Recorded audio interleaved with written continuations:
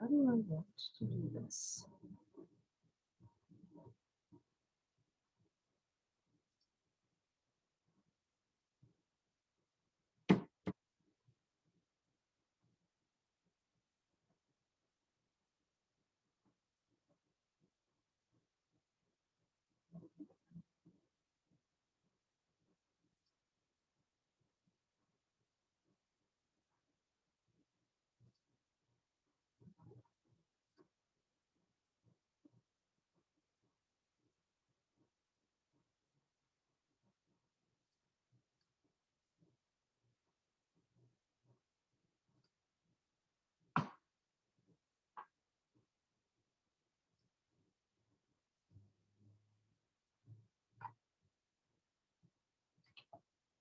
Let's see if this works.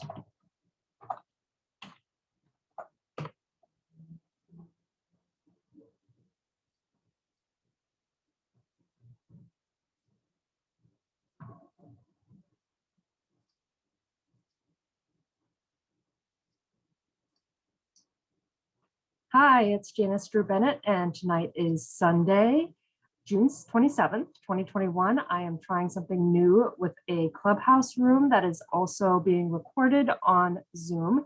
It has on its title, Social Lift, Summer Networking and Social Events Recording. So anyone who joins will know that it is a recorded session.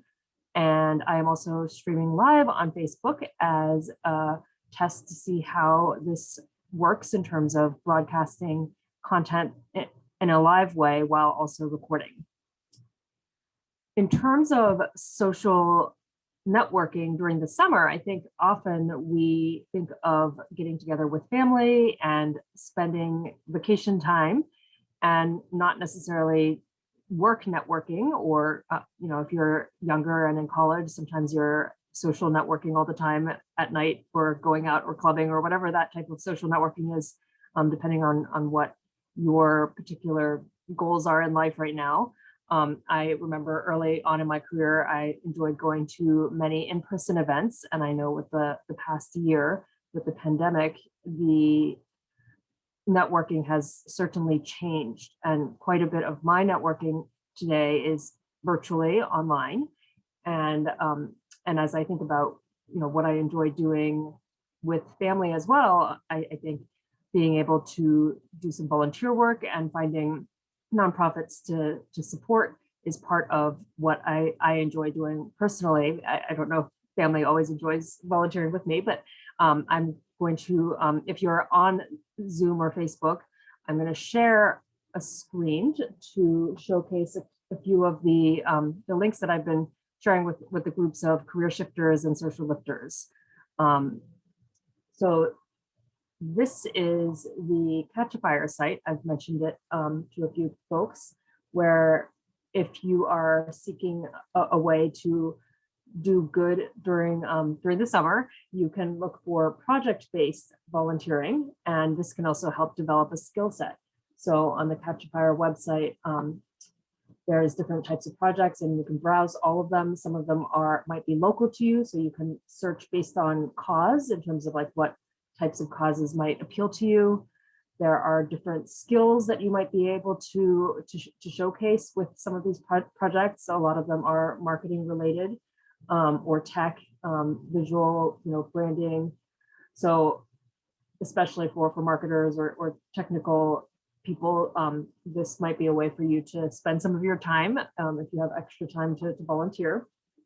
And LinkedIn also is working on an initiative to close the network gap, and to be able to create more accessibility and reduce the social capital gap.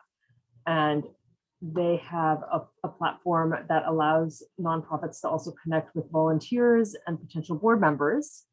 And if you go to this site and then click on the search for positions, they actually post volunteer positions locally to you. So where you're based, you'll see volunteer options that are close to you.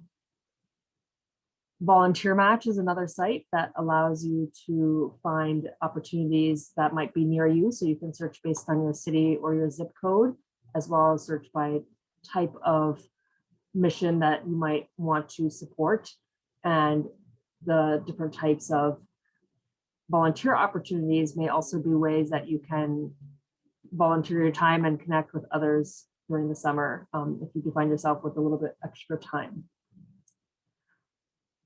I think during the world of virtual networking, Hopin has a way to explore different events here. So there are opportunities that you can search that are happening coming up, and some of them are free, some of them have costs associated with them. But based on your level of interest, you may be able to find, a creative group to connect with virtually through Hopin. At work, we also are hosting a live now event on June 29th with Gary Vee and other keynote speakers. I will actually post that registration link over here as well. It is right here. Hi, Carlette. Hi, can you hear me okay? Yes, I can hear you okay. And I'm testing out a Zoom recording of the session while also going live on Facebook. So I don't know if the audio will pick up properly on the broadcast, but I think it recorded well with our last session. So feel free to jump in. And I was just sharing a couple of different things we can do during the summer. And often I mentioned we often don't do as much work networking, and we're doing more vacationing or family social events. I don't know what your summer looks like. I think it all depends, especially if you're an event producer.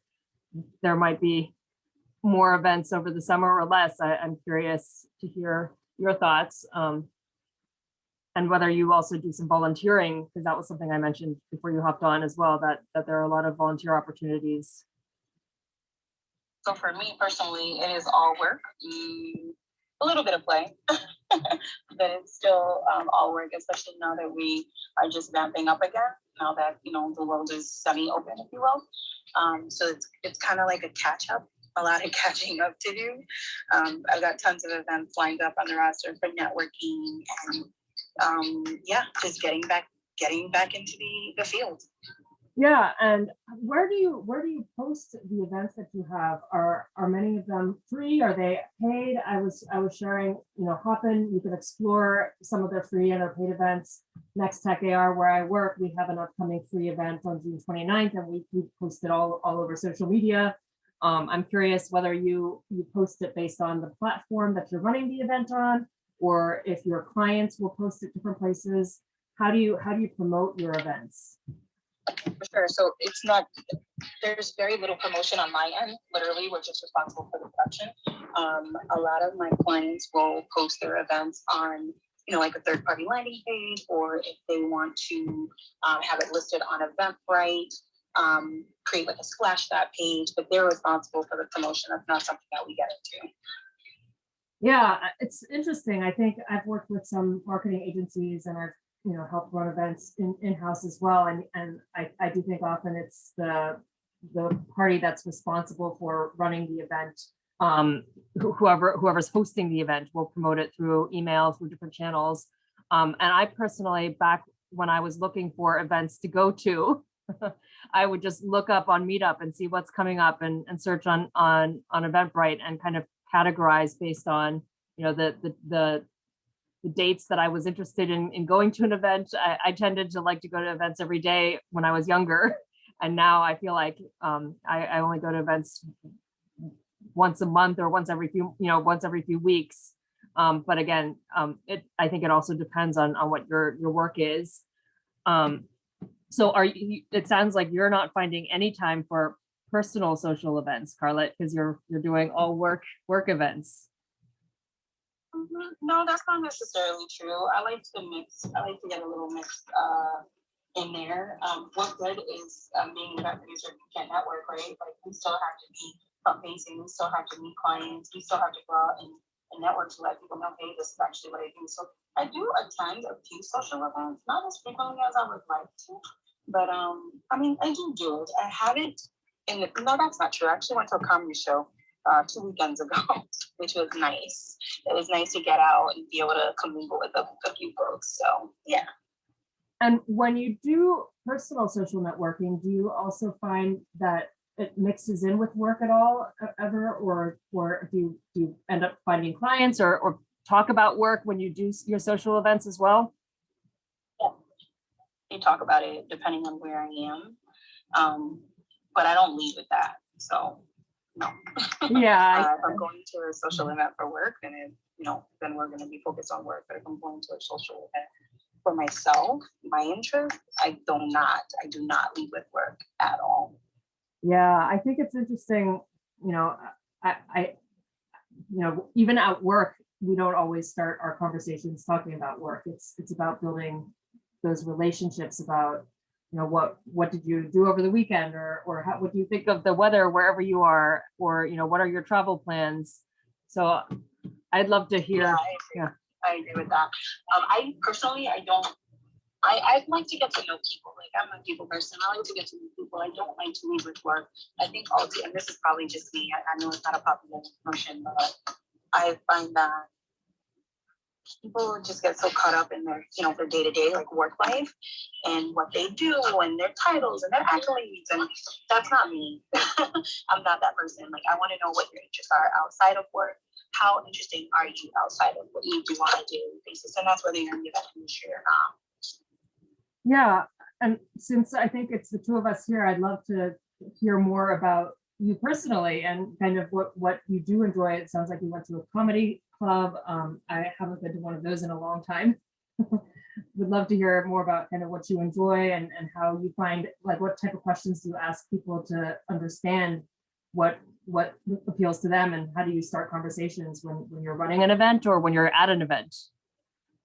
Yeah, I love to meet people. And so the first question I always ask is, where are you from? Not what do you do? Where are you from? So where are you from? How long did you live there? Do you like it there? And then I kind of like opens up the conversation, further. Like, people love to talk about themselves. So I think if you just provide like open-ended questions, you'll get more of a genuine conversation between strangers. Me personally, what do I like to do? I like to eat. I like food. I mean, just because you just came from dinner, right? Like, I love to eat. I definitely love wine and spirits. So I like to go to like speakeasies. I love music. I love live music. That's something that I absolutely enjoy. So I'm really happy that that's like back.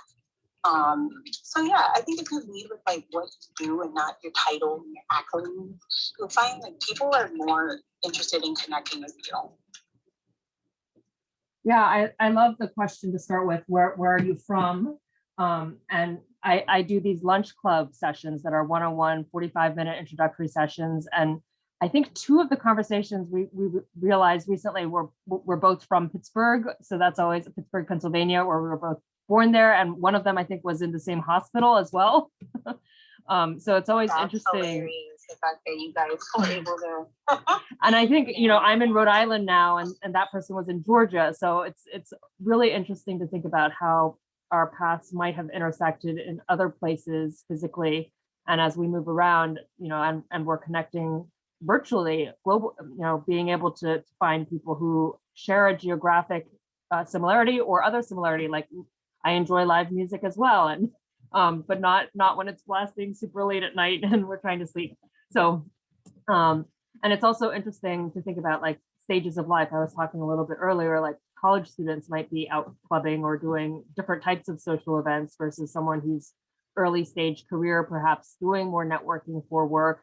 And then, once you become a parent, then you might be going to parenting groups or finding camps for your kids, or, taking some more time off specifically just to spend with your smaller family. So true. I think it's important to definitely look at the stage of life that folks are in. For me personally, I haven't been to a club in years. I couldn't even tell you the last club that I went to. That's how long it's been. But I definitely still like to go out and be social. Like I said, I enjoy going to speakeasies. I enjoy like going to upscale bars, like restaurants, anything that has to do with like food, experiences. I love doing like sip and paints. So just, anything that's like social, where you get to like meet new people, interact with new people, and formulate new relationships that don't necessarily have to do with leading with what you do for work. Yeah, I'm curious if you've done any virtual sip and paints as you're running events. Like, what kind of creative things have you been incorporating within the virtual event space? And as you see things going back toward hybrid or fully in person, what kind of things are you Yeah, seeing? so not in like the last few months, but I definitely did a virtual game night. Did a virtual game night, a virtual makeup party, a jewelry party, sip and paints for sure. That was really popular early on in the pandemic. Yeah, but again, just being really creative. I think, when we think of like virtual events and things of that nature, it's literally anything that I personally think that anything that can translate into a live event could be a virtual event, provided you have the right audience. So. Yeah, and I was scrolling through all these virtual events, and we talked a little bit about this last week on how there are so many things to do, and how even Clubhouse is changing. And part of where I'm kind of assessing where to spend my time for creating social lift is whether it's through going to virtual events or going in person, or what is the right place to find the types of people we're looking to connect with. Any thoughts on your end as we do see things shift? Oh yeah, you know how I feel about Clubhouse. I personally think, as you can see, depending on the industry and the nature of the event, Clubhouse is dead, right? But I will say for, firms that have marketing dollars and ad spends to spend on promoting, and driving traffic to Clubhouse, if you look in the hallway right now, you can see there's a whole room that's focused on the BET Awards. So I think, topics of interest that kind of bringing people together to focus on another event, creating community around other things. I think that's where we're going to see Clubhouse being beneficial. But I think it's pretty far-fetched to rely on Clubhouse like we once did early on in the pandemic, where everyone was gathering here. This was like a really super popular gathering spot. I think those days are long gone, personally. It's really interesting. I've popped in a little bit into Clubhouse and seeing more and more rooms with just one person in it. And I'm, wondering if people, sit there for an hour. And I'm part of bringing on, a network of individuals who are cross promoting these Clubhouse rooms, but I absolutely don't see it growing as fast as I saw it, toward the end of last year in particular. And yeah, I do think that there's different methods of trying to reach people these days, and part of it is consistency. And I do think if I say I'm going to do something every week, I'll do it for a while and then see if it works or not. And it's interesting. On Clubhouse, there was a room where Ryan Leak. I don't know if you've been in any rooms with him. I have this book that he actually sent me after being on Clubhouse. This was like a week ago, and then he was sending out these books. His book is called Chasing Failure, and it actually talks about how we try things out. And his attempt to chase failure was to try out for the NBA, and he reached out to all these NBA team publicists and ended up being able to try out for, I think it was the Phoenix team in Arizona. So I think the idea of putting ourselves out there and trying it and then seeing what works and what doesn't work, it's about continually doing it over and over again. I'm curious if you have any examples of social events or work events that you felt were a failure, or that what didn't work and what helped you kind of get back up and do more or do it again. I fail every day. I fail every single day. I feel every day, but I'm like, okay, well, what do I learn out of this? With respect to social events, I don't think any, and I'm not saying that, I don't think any event I've ever touched was a failure. I've definitely had tech hiccups, but it's just being quick-witted and thinking on your feet to kind of troubleshoot. But I don't think anything has been a failure. Because of the way that things are shifting now with the world reopening, I think organizers, planners, everybody has to kind of shift the way that we connect with each other. I don't think we can just convene here every single week and expect people to show up without promoting it in another location, i.e., there's got to be some sort of cross promo on Facebook, Instagram. There's got to be something else. I don't think just convening here, even if you're consistent, I don't think it's enough to generate traffic because things have changed so drastically over the last few months. Yeah, and it's thinking about like traffic and engagement and what is defined as success. I mean, I feel like we're often chasing after what we think is success, and that really isn't always what creates true value, if that makes sense.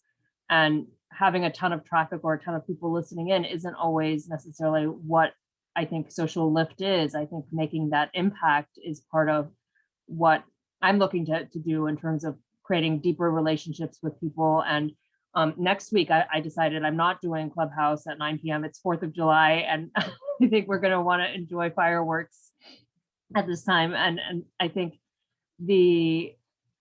just the race of trying to do so much, I feel like sometimes it is chasing not after failure, but chasing after emptiness or something that's not necessarily of true value. And I feel like with events and with Clubhouse rooms too, sometimes I go into some rooms and it feels like I'm hearing the same thing over and over again and want to hear something new or want to be able to connect with someone at a deeper level.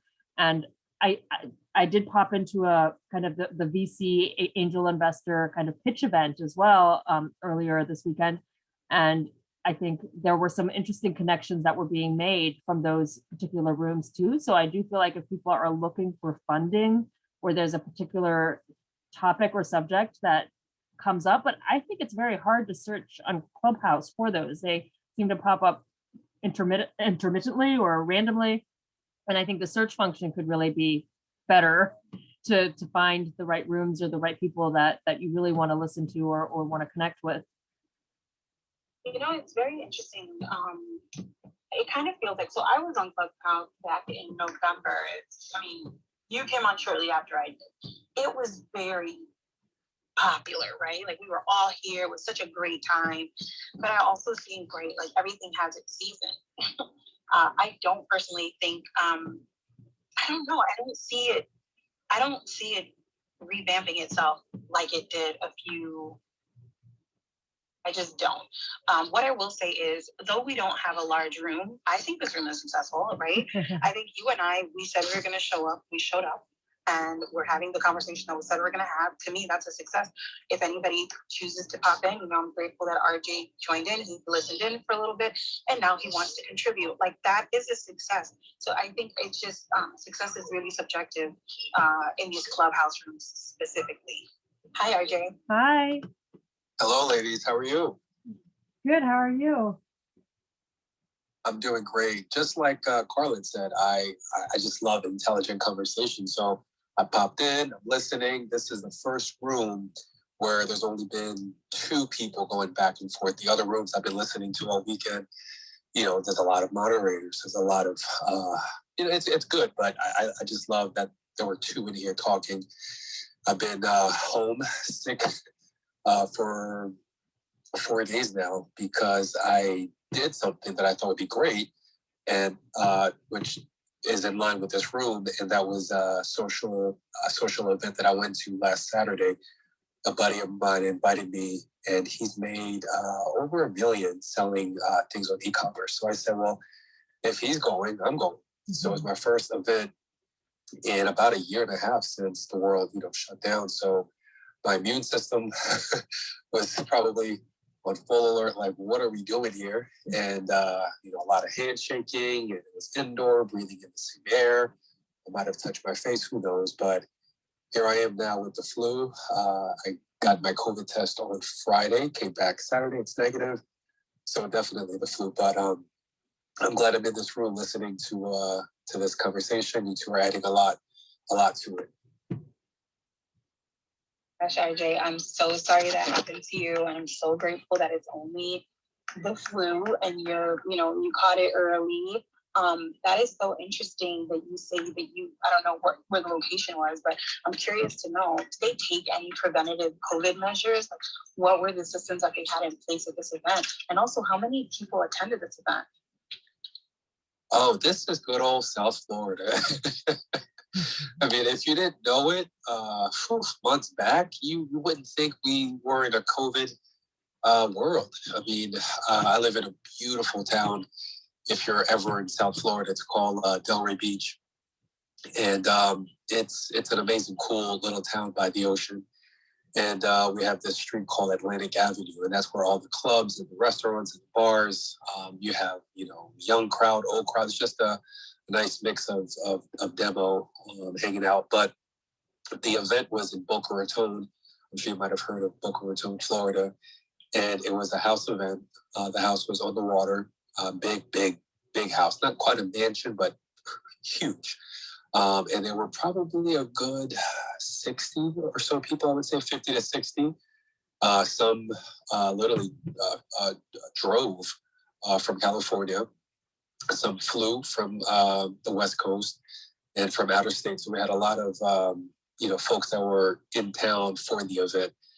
And there were some good guest speakers. For the most part, they were all young in their 20s, 30s. And so, yeah, that's what happened. Do you feel like it was worth going? Actually, yeah. Even though I'm literally in bed right now, blowing my nose on these soft tissues.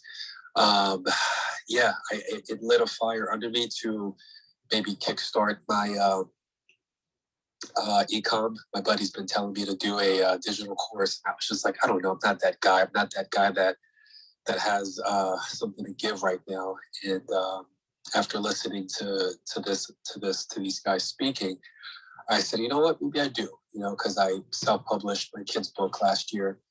And that whole experience was just a learning experience. So I learned a lot, made great contacts. And so I could teach someone how to save money and how to do it the, I don't know if it's quote unquote the right way, but a good way, another way. So while I was down, I opened up the laptop, and for the last 4 days, been working on how to organize it and how to piece it together. So, yeah, all in all, I think it was worth it, especially the fact that it's not COVID. Yeah, it sounds like going in person may have inspired you more than perhaps some of the Clubhouse rooms you've been listening into, or and correct me if I'm curious to hear your perspective on Clubhouse, how long you've been on here and whether you're finding value as well. I've been on Clubhouse. I think if you look at my profile, it'll say when. I guess about a month and a half ago I started.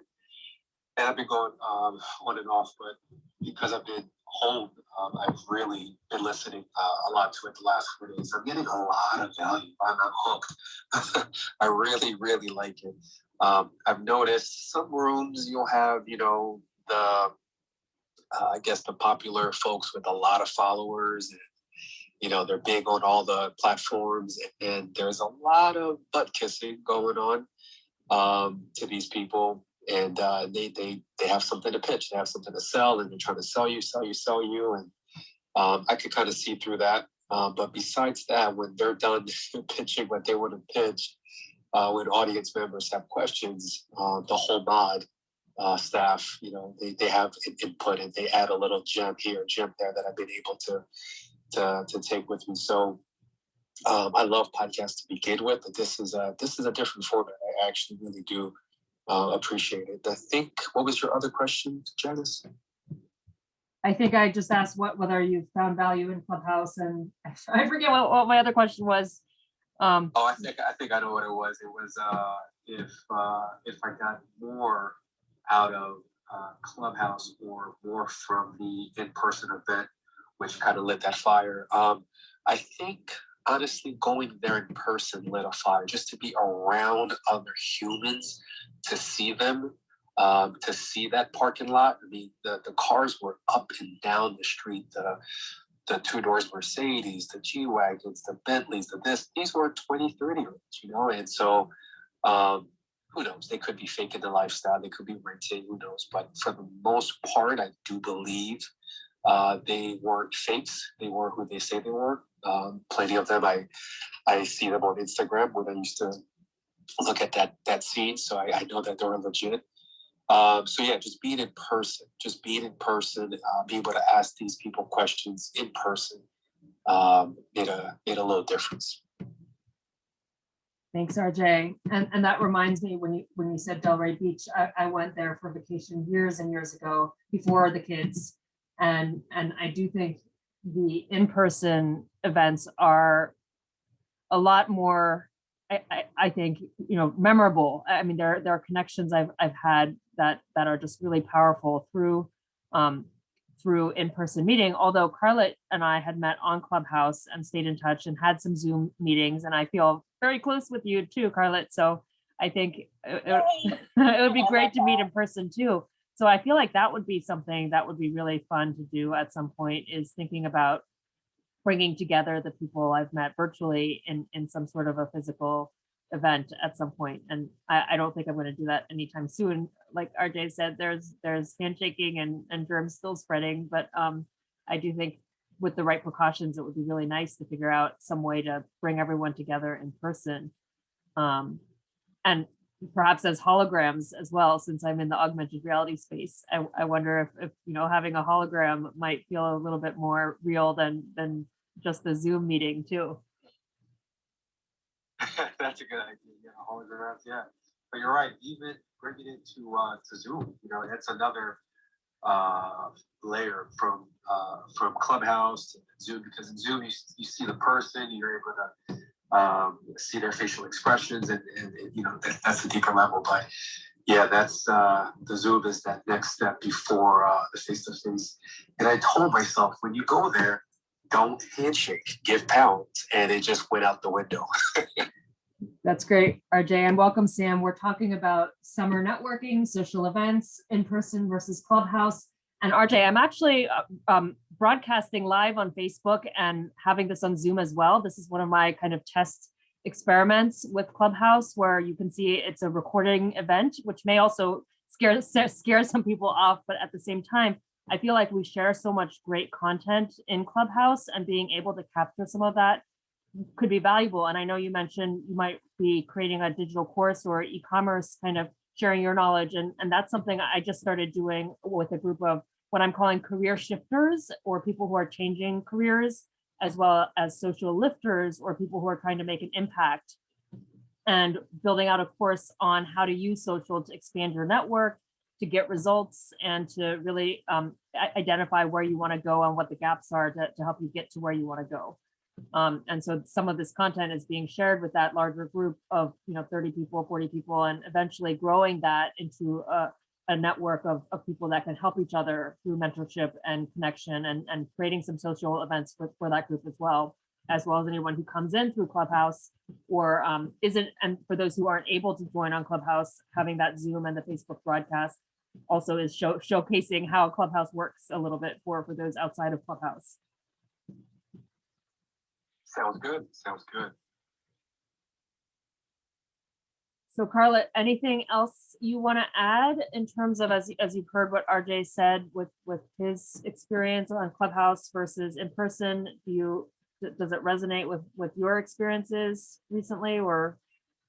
Yeah, I've been to offline events, and I haven't heard of anyone. I haven't personally heard of anyone, getting sick. So I'm really sorry that happened to you. But I'm also curious to know, will you be attending other events in the coming weeks, or are you kind of back inside? Like, what does that look like for you, given the situation? Ooh, well, yeah, the way I feel right now, it hasn't been fun. The last 4 days have not been fun. So I'm a little hesitant now about going back out into these, networking events. If it's outdoor, no problem. Air ventilated, plenty of space, people can walk around. This was indoor, so I shouldn't say no. I should say it depends on the event, the location. But they're important. It's important to speak with people and network, and so it's not something that I'll shy away from. I'll just have to make a smarter adjustment. Did you have on a mask at this event and wear like other folks' masks? Like, I'm so curious. I want all the details on it, and, you know, everything. Because it's so different in different parts of the country. Like, I am in North Carolina and I travel back and forth to New York a great deal, originally a New Yorker. But here in North Carolina, no one wears masks, like nobody's masked. And in New York, people are still masked. So it's very interesting, like the dynamics based on where you are in the country. Yeah, like I said, you know, South Florida, I was in Boca Raton, and no, zero mask, zero. And I'm someone that wears masks everywhere, except for that one time I said, you know, I don't want to stand out. I don't want to, you know, be looked at or judged or talked about it. So, silly me, I should have, you know, stuck to my rules and not done the handshake and worn the mask. It was indoor, and I knew at the end. You went wrong. That's exactly where you went wrong. You always just stand out. You're right. You're right. That would have saved me some sick days. So, you know, no one wore a mask. Not one person out of the 50, 60 people, not one. And just to break down the demographic, it was a lot in their 20s. I would say probably 80% of them were in their 20s. There were maybe 5 female. So it was a tech-ish conference, right? So we got tech, we got e-commerce, how to sell things digitally using Facebook, Instagram, people's success, their stories, this and that. So it was a room full of 20, 30-year-olds, 5 or so females. There were maybe, 5 of us Black folks, all male Blacks. And I don't know if you've heard of this one company, Dream Water. I think if you're at Whole Foods or if you're checking out, you'll see their little, it's about the size of a 5-hour energy drink. But he came up with that, and he was there. He was probably, I don't know, I think he said early 50s or late 40s. And it just so happened that the day before I was at Whole Foods, I was checking out and I saw that little blue bottle. I said, oh, that's interesting. And then literally 24 hours later, I see the guy who actually created it. So it was a pretty cool event. But yeah, that was the scenario. 0 masks. How did you hear about this event again? I think you said one of your friends was going to be there. Yeah, my buddy. He is all into tech, and he's basically my business consultant. So anything I have e-commerce wise or anything I want to do online, I go to this guy. He's 26, 27. And him and his business buddy made $1 million plus online with using the Russell Brunson ClickFunnels method. You know, you offer somebody one thing, and then as they're exiting through the shopping,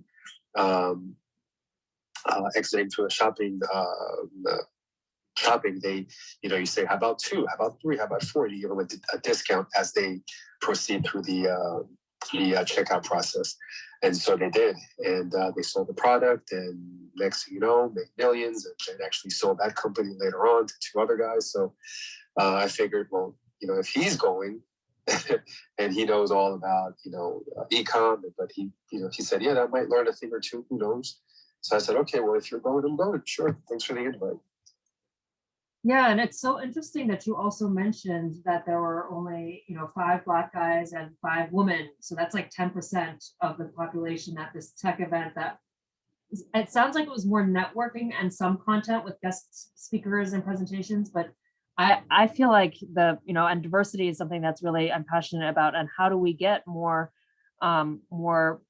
voices in the room, or more people able to hear what's being shared there? Because I've been to lots of tech events, especially when I was younger, and was one of the 10% or less woman in the room or a person of color. And it's always interesting to think about, has that shifted, or is the tech world still primarily not diverse in even in networking and at social events? I'm curious, Carla and RJ, what you see in the events that you go to. I mean, I'll be totally honest. This is a whole new world for me. And this was actually literally my first networking event, which involved tech, e-com and tech. That was my very first toe dipped into that whole field. So this was number one for me. And so that was my first experience. So I can't speak for other people's experience or what they go through. But yeah, that was my first. So for me, I've seen it both ways. Again, depending on the demographic, like depending on where you're located logistically, I've been to tons of events in the Atlanta area. It's literally throughout the pandemic. Like Atlanta has never shut down, ever. I produced an event in Atlanta in the middle of the pandemic. It's never shut down. Wow. Those tech events that I've been to in Atlanta that's focused on e-commerce and real estate and trucking and things of that nature, they're very much filled with minorities, African Americans to be exact. But then I've also, on the other side, I've also seen tech conferences where they're 95%, white male, very heavily, white male influence. So it just depends on where you are located in the country, I think. But when you say Delray Beach, Boca, I know Delray and Boca very well. And so when you're looking at, logistics, obviously that's what the demographic is going to be. Yeah, exactly. Boca Raton is not known for being diverse. And the buddy who invited me, yeah. And the buddy who invited me is, he's white. He's a white Italian guy. So I think one of the other guys I was speaking with, he just had moved down from Boston. Black guy just had moved down from Boston, and I don't know. I think I asked him how did he hear about it, but I tried the best I could to introduce him to as many people as possible because you could see he felt a little out of place, and so he quickly gravitated towards me, and I tried to make him feel at home, but I didn't know more than two people there, so. But it's better than knowing zero. But yeah, Boca Raton not known for being a diverse crowd. But that's wow, you're maybe the 10th person I heard say that Atlanta did not shut down. That's crazy. I'm curious if some of these in-person events are tracking how people are after they leave. If they're, if the flu season is here with the summer, or if the people are getting sick after going to events, if there's some sort of stats that we're looking at across the country. I highly doubt it. Not the one I went to, at least. It was just, it felt like a bros, college little party. It was just, a bunch of 20-year-olds. Again, nice home though, nice home that they were renting. But no one's doing contact tracing. No one's checking up on folks. It's they're just there to have fun and network. And that was that. So I think when you say, just where the event was hosted, there's so much more leniency there, right? Because if you're having an event or attending an event at a venue, right? Venues are definitely taking preventative measures for COVID. We have to. You know what I mean? So I don't have great expectations if you're telling me that you went to an event at someone's home. Shame on them for not taking preventative measures, because if you got sick, then that means someone else got sick too, so that could have been a super spreader event.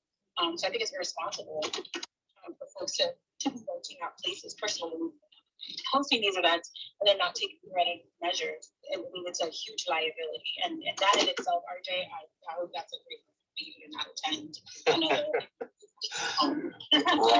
Right. But if you also think about it, Florida was open. The governor, DeSantis, opened up Florida.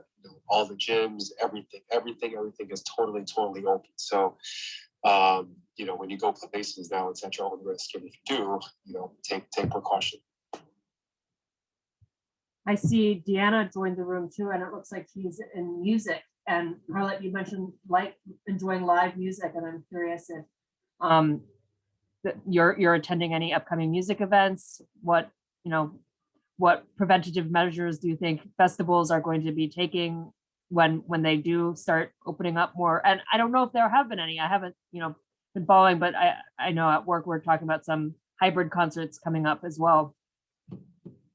So me personally, I'm not attending any festivals at all this year. I do know, well, that's not true, right? Because I may attend That's not true. I'm actually going to another conference in September, so that's not true. But the conferences that I am attending have definitely they've over communicated just what preventative measures they're taking, what attendees can expect. They've even, they're curating some kits, some COVID kits, sending out custom masks and sanitizer and wipes and things like that. Because you guys, it still exists. I don't care how naive people want to be. You know what I mean? Like, it still exists. I think we lost you, Carlette, for a second. There we go. I'm literally driving. But I think, RJ, you got, really blessed that you only walk away with the flu. You know what I mean? But folks, I don't want folks to be naive and think, it's summertime. Let's just, be outside and enjoy life again. It still exists. And I think it's irresponsible if we don't take preventative measures. Yeah, you don't have to wear your mask, but like, having festivals and it's irresponsible. I think brands have to really be precautious because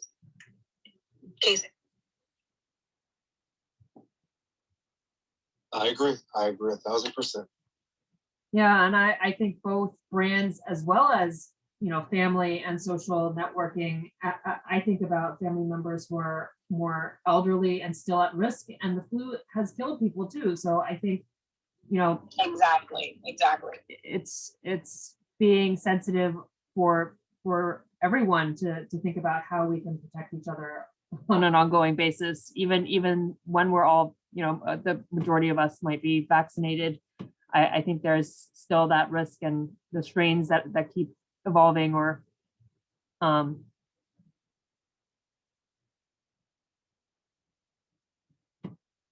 I actually, it's interesting that you say that, because I went to my pool, my community pool today, and there were so many people at the pool, children, parents. There were so many people at the pool. I literally turned around and I walked away. I was like, there's no way I'm getting in that water. There's no way. There's no way I'm getting in that water. There's absolutely no way I'm putting myself in that scene. I mean, they were just having a great time and everybody's hanging out, and it was like 93 degrees today. But there's so many people around. How do you know? How do you know who's vaccinated, who's not vaccinated? How do you know? We just don't know. And granted, these are things that we should be thinking about all the time, like pre-COVID even. But now I think I'm just a little bit more hyper aware of it. And there's no way in hell I was getting out by you guys. I wonder how safe pools are with the chlorine. I know my fourth grader actually went to a pool party with his class on Saturday, and I did notice quite a few people around the pool area. And I wonder if we feel a little safer with kids, but still, so my fourth grader went to the pool party, and then we all went to a state park later afterwards, that late afternoon into early evening. And it felt like we had there was like a lake and beach area at the park, and it felt like we had the whole area to ourselves. So it's interesting to think about, public areas and how many people go to them and what's safe and what's not. Well, it's funny you should mention, because my community, they actually shut it down Tuesday and Wednesday to like re-bleach the facility, to pour bleach in the pool. Like, they're really careful with it, but I mean, it's a no for me.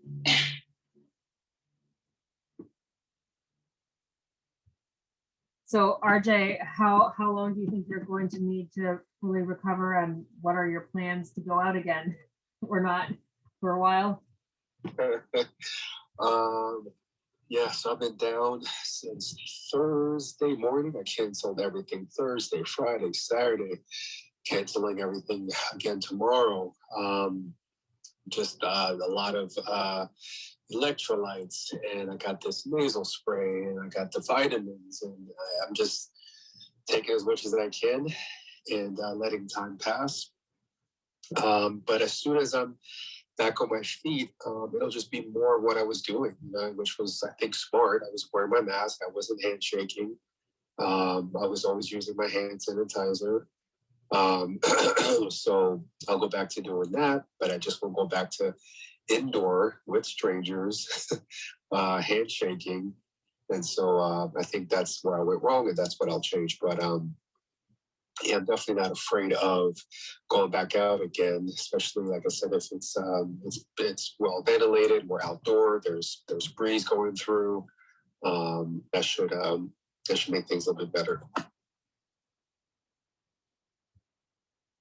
Yeah, hopefully you'll fully recover quickly and be able to start going to outdoor events more. I do think the outdoor experiences are going to be a little bit safer, perhaps with the guidance to stay a few feet apart at least. But yeah, it's interesting to think about what we're going to, if it's too hot to be outside and we want to be inside, what and Carla, are the events that you're planning over the summer, are they starting to be in person again or still mostly virtual? I'm seeing a mix of both. I'm seeing a mix of live in person and hybrid, not so much virtual. Lots of the inquiries that I have, and also a few events I'm currently working on are hybrid. Not getting so much interest in doing virtual, strictly virtual activations. I think people want to get out, people want to, I mean, look, RJ went to a whole party. I can't believe it. Like, people want to get out. Like there's a need.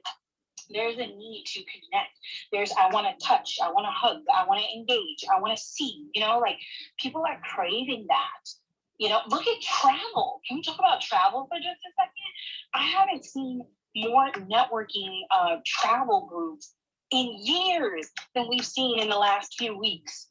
Folks are traveling in numbers together, taking trips to different island destinations for experiences and networking. Again, it is networking, but people are doing it in waves because they're craving that connectivity.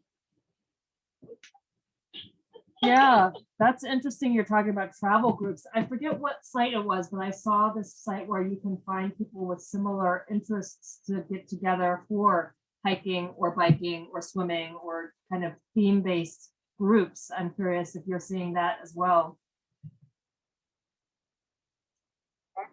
I'm seeing, gosh, you got wine groups, you got tons of wine enthusiasts, right? That just want to connect.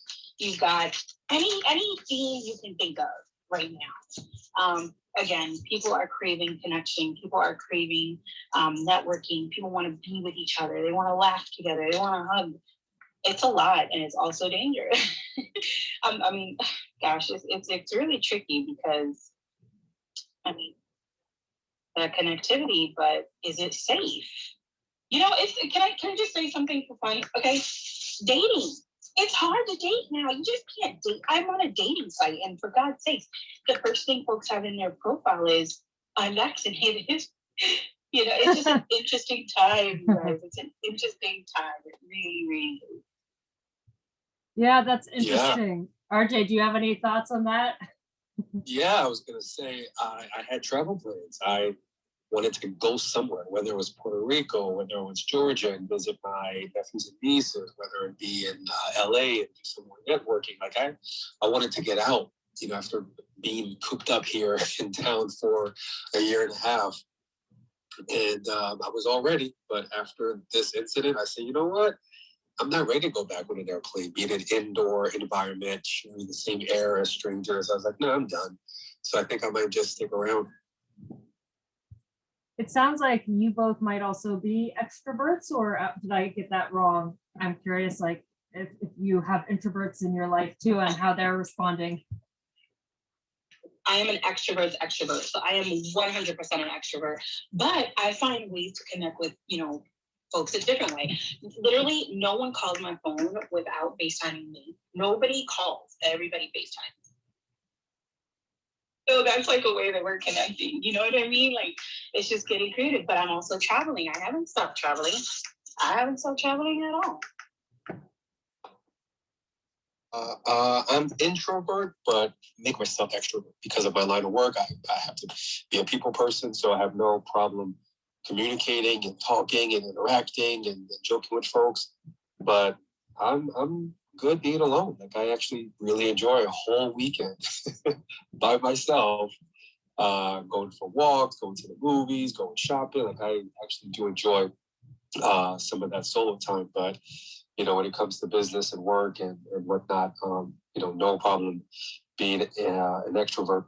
To something you said, Carlet, yeah, remember when this whole thing started with this whole pandemic, I FaceTimed everybody. It was a way to be closer, instead of just calling them, I would just FaceTime just to see their faces and chat for a little while. Yeah, my sister will FaceTime with my kids on a weekly basis and take turns and do one-on-one time with the kids. And both my sisters are highly introverted, whereas I'm the extrovert. And I have other loved ones who are introverts, and I think would not enjoy Clubhouse at all. But it's interesting, RJ, that you kind of chose this small group room, and I do think sometimes introverts prefer smaller groups as well. And I'm also envisioning a group of, introverted artists getting together just to paint as well. Or I don't know what other types of, introverts like to sit and read a book too. And I don't know.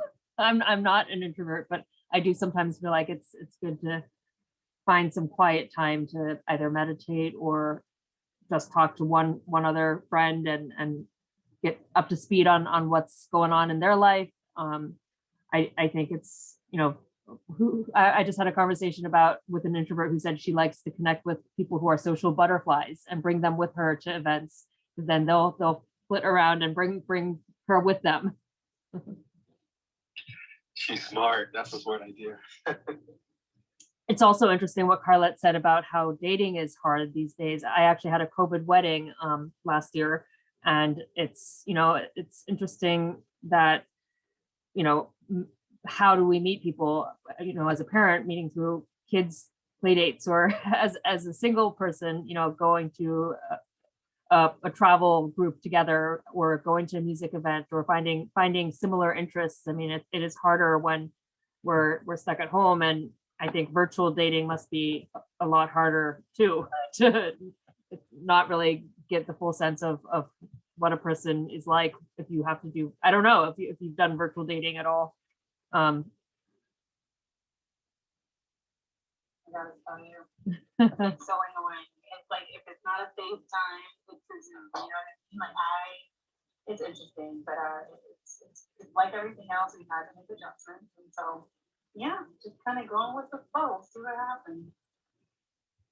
Yeah, I use dating apps, especially during COVID, and I should say at the very beginning of COVID, when things were just so hectic, and we didn't know if you could catch it from just being in the same room as someone, or touching, or coughing. Like, things were so new, we didn't know what was going on. And so during those days, I was matching, with other women on the dating apps, and because we didn't have all the answers, we couldn't take it to that next step. We couldn't say, hey, do you want to go out for a walk? Hey, do you want to go to Starbucks? Hey, do you want to go get breakfast? Hey, do you want to, go for a bike ride somewhere?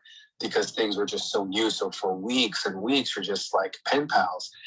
And I'll be honest, I didn't feel safe. I didn't know if they had cooties. I didn't know what they had or what I had. And I wanted to keep everybody safe. So I just wanted to remain friends until we could figure out what's going on. And so many of them lost patience. They're like, look, if you're just gonna want to, chit chat on this app, like, if you can't meet in real life, then, nice to meet you. I'm not looking for a pen pal. And I'm thinking, how could you want to meet someone in real face right now with what's going on in the news? Like, do you hear what's going on? And so I got canceled left and right. But I was okay with that. I think I made the right decision. I didn't get sick. We didn't know what was going on. And I came out of it on the other side okay. So, but yeah, that was my experience with dating. That sounds like a very safe thing to do, RJ. And perhaps finding the same type of person is part of that process, being able to have aligned values. Yeah, and as I think about this effort to help people expand our social networks and kind of find people with similar values, I think part of the process is being able to figure out who we're willing to, reach out to and support ourselves and kind of bring into the fold as well. So I know it's getting a little late for me here. I don't know if Carlett or RJ, if you have any kind of final words you want to share, and maybe we close out this room after an hour, but I would love to stay in touch, RJ, and see what you're building with your course or with your digital e-commerce. And I followed you on Instagram and Twitter, like I think I did, based on the standard Clubhouse, and we can always connect offline as well. Any final thoughts on summer networking and social events, Carlett? Okay, great. Yep, just followed you also on Instagram, and no, I'm just thankful for being here at home and was sick enough to be on the app and networking and seeing this topic. This was cool. Thanks for having me on, and I'll continue to follow you, and I'll tap on the greenhouse, right? That's what we're supposed to do. I'm new, so I'm still learning. So I'm going to follow the All-Star Collective. And Carlett, I'll follow you as well on Instagram. Just actually did it a little while ago. But yeah, thank you, ladies, for having me, and be safe. Yeah, and there's that little bell next to, I don't know if you're familiar with that. When you follow someone, if you tap on the bell, it'll let you know when we're on. I think Carlett and I are both very rarely on Clubhouse now. I just started this 9 p.m. Eastern time Sunday night just as a test to see if we can grow a social group on here. And it's been just a few weeks. We're skipping next week for the 4th of July, and we'll be back on the following week. And I'm looking at bringing on different co-hosts who are interested in kind of making a social impact or helping with social networking as well. So I'm really glad that we're doing this as a small group initially, and then I always wonder, is it better to have a small group or a big group? RJ, you were going to say something? Yeah, I was going to say something about the bell. Do you both have iPhones? Yes, I do. Okay, so when I click the bell and I say, either sometimes or always, when do I get notified and how do I get notified? I guess I should say, how do I get notified? Yep, so it'll literally send you a notification to your device, and it'll say, Carlett is live inside of Clubhouse, like it'll send a notification to your phone. So it's not like a text message, like a drop down. Yeah, I mean, that's what I thought would happen, and it just hasn't happened. Well, it only happens if the person is following you. Like they have to be following you, and you have to be following. Yeah. Gotcha. Okay, so let's just say a big person like a celebrity. If they're not following me, you're saying I won't get that drop down? I don't think so. Don't quote me on that. Good question. Like if someone's got, they're, I don't know, whatever is they're big, they have 10,000 followers or 100,000, and they may not know who I am. So if I want to know what they're on, why would they need to follow me as well? Yeah, beats me. That's a good question. But again, you feel like the songs of Clubhouse, right? Who knows? Yeah. I think if you say always notify, it should have that drop down as long as you're both on. But again, don't quote me either. I'm not the Clubhouse expert here. All right, no problem. Okay, I'll keep testing it out. All right, very good to see you. We hope to see you in the hallway again sometime. Don't be a stranger. All right. Collective. And Carla, do you want to leave us with any pearls of wisdom? That's what I always like to say to the kids. Here's your final pearl of wisdom.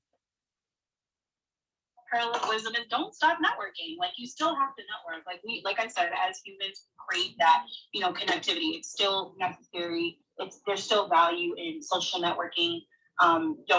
Don't just limit it to, going to offline events or virtual events. Clubhouse is still a great tool, depending on how you use it or what time you use it.